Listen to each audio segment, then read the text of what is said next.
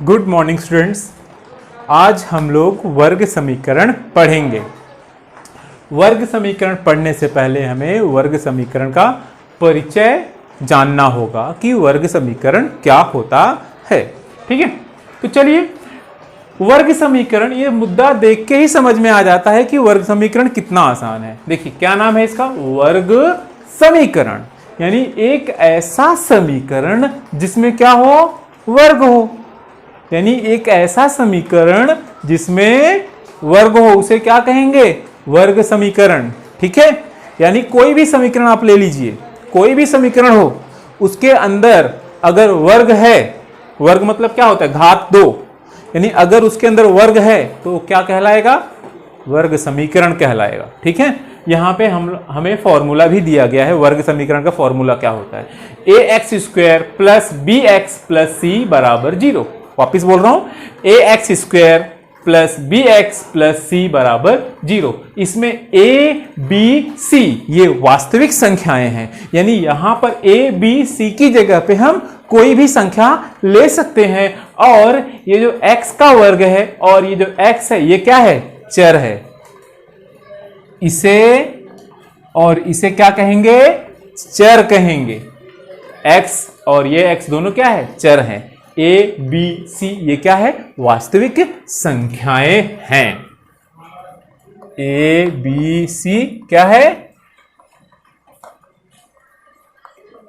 वास्तविक संख्या। और एक बात और बता दूं मैं, ये जो a होता है ना, a 0 के बराबर नहीं होना चाहिए, यानी a की जगह पे हमें 0 नहीं लेना है। और बाकी अगर आप b की जगह पे 0 ले लेते हो तो भी चलेगा, c की जगह पे लेते हो तो भी चलेगा, लेकिन a की जगह पे 0 नहीं लेना है। ठीक है, यानी आप कोई भी संख्या ले लो, a b c की जगह पे कोई भी संख्या ले लो, बस याद रहे a की जगह पे क्या नहीं लेना है, 0। a की जगह पे हमें 0 नहीं लेना है, बाकी आप कोई भी संख्या ले सकते हो। a की जगह पे क्या नहीं लेना है, 0 को छोड़ करके आप 1 2 3 4 5 6 7 8 कुछ भी ले लो ना। और b और c की जगह पे कोई भी संख्या 0 भी ले सकते हो, 1 2 3 4 कुछ भी ले सकते हो। ठीक है, बस याद रहे a की जगह पे क्या नहीं लेना है, 0 नहीं लेना है। ठीक है, अब चर है ना, ये x स्क्वायर और x ये दोनों चर है ना, तो यहां पे क्या लेना है, यहां पे आप कोई भी अक्षर ले सकते हो। मांगता है आपको m ले लीजिए x की जगह पे, u ले लीजिए, z लीजिए, n लीजिए, तो कोई भी अक्षर आप यहां पे ले सकते हो। और a b c की जगह पे कोई भी संख्या ले सकते हो, बशर्ते याद रखना a की जगह पे क्या नहीं लेना है, 0 को छोड़ करके आप कोई भी संख्या ले सकते हो। ठीक है, क्या बताया मैंने, a b c की जगह पे कोई भी संख्या, x की जगह पे क्या लोगे, कोई भी अक्षर, m लीजिए, p लीजिए, q लीजिए, कुछ भी अक्षर आप x की जगह पे ले सकते हो। ठीक है, तो चलिए हम वर्ग समीकरण के कुछ उदाहरण लेते हैं। ठीक है, चलिए a की जगह पे क्या लूं मैं, हमें संख्या लेनी है, हाँ, 0 को छोड़ के। मैं क्या लिया, 4x लिया, चलो x ही ले लेता हूं। b की जगह पे क्या लेना है, संख्या लेना है ना, तो अब मैं b की जगह पे कौन सी संख्या लूं, मैंने 2 ले लिया, चर है तो वही आएगा। c संख्या लेना है, कौन सी संख्या लूं, 10। हो गया, यह आपका वर्ग समीकरण बन गया, है ना।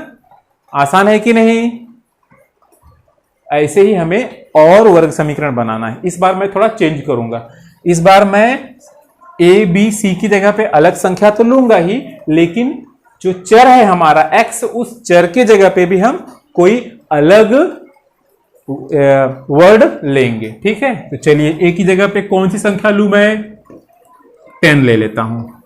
और ये चर है ना, चर की जगह पे x लूं कि दूसरा कोई, चलो m ले लेता हूं। और ये वर्ग समीकरण है तो वर्ग होना चाहिए।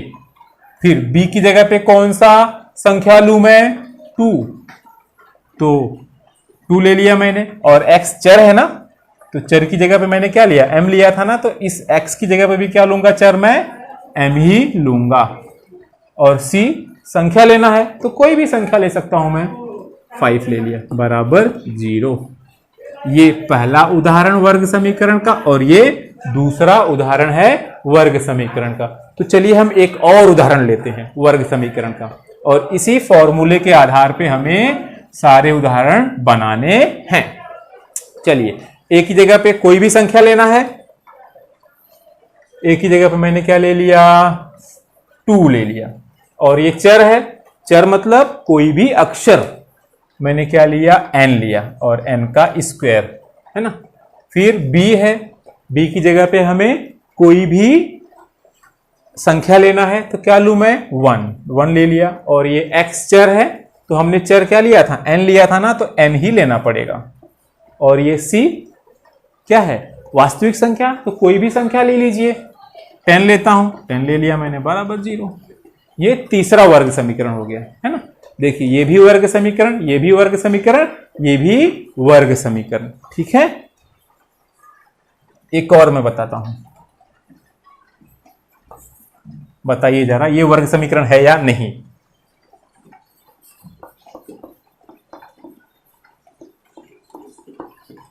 बोलिए, ये भी वर्ग समीकरण है। क्यों? क्योंकि यहां पर जो चर है उसका घात कितना है, 2, यानी वर्ग है ना, यानी वर्ग समीकरण है। यहां भी देखिए समीकरण में वर्ग है, वर्ग समीकरण, समीकरण में वर्ग है, वर्ग समीकरण, समीकरण में वर्ग है तो वर्ग समीकरण, ठीक है। तो इस तरह से वर्ग समीकरण को पहचाना जाता है, और ये वर्ग समीकरण का फॉर्मूला है, इसे आपको याद रखना है और बहुत ही आसान है। ax² plus bx plus c बराबर 0, ये उसका फॉर्मूला है। वापिस ax² plus bx plus c बराबर 0, यानी आप ये फॉर्मूला जितनी बार प्रैक्टिस करेंगे तो आपके ये फॉर्मूला आपके दिमाग में सेट हो जाएगा और आप इसे इमीडिएटली कभी भी इसको यूज कर सकते हो, ठीक है।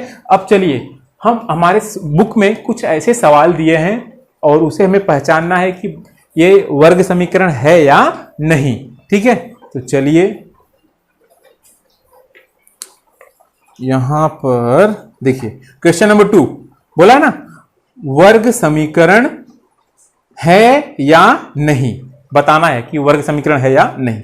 चलिए पहला क्वेश्चन देखिए, यहां पर दिया गया है x² plus 5x minus 2 equal to 0। ये हमारा पहला सवाल है, ये वर्ग समीकरण है या नहीं। देखिए चर क्या है, x है, उसका घात कितना है, 2, घात 2 आ गया ना, यानी ये क्या है, वर्ग समीकरण है, समझे। ये वर्ग समीकरण है क्योंकि जो घात है वो कितना है, 2 है, तो ये वर्ग समीकरण है। यहां लिख देंगे हम,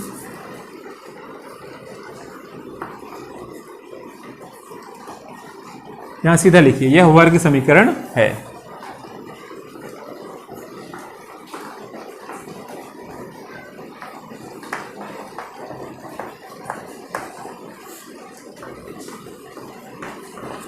और यदि उसने पूछा है यह वर्ग समीकरण क्यों है, यह बताइए, तो बहुत आसान, चर का घात क्या है, 2 है, ठीक है, चर का घात 2 है, इसलिए यह वर्ग समीकरण है। ओके, एक और है,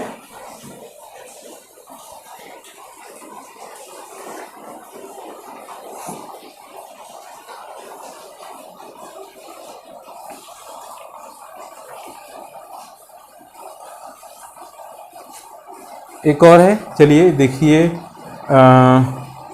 ये वाला क्वेश्चन नंबर 3। देखिए सवाल क्या है, y का स्क्वायर प्लस 1/y बराबर 2। देखिए ये थोड़ा ट्रिकी है, बताना है कि ये वर्ग समीकरण है या नहीं। अगर इसे हम देखें तो सीधा सीधा दिखाई दे रहा है, यहाँ पे अक्षर चर y है ना, और चर y के ऊपर घात 2 है।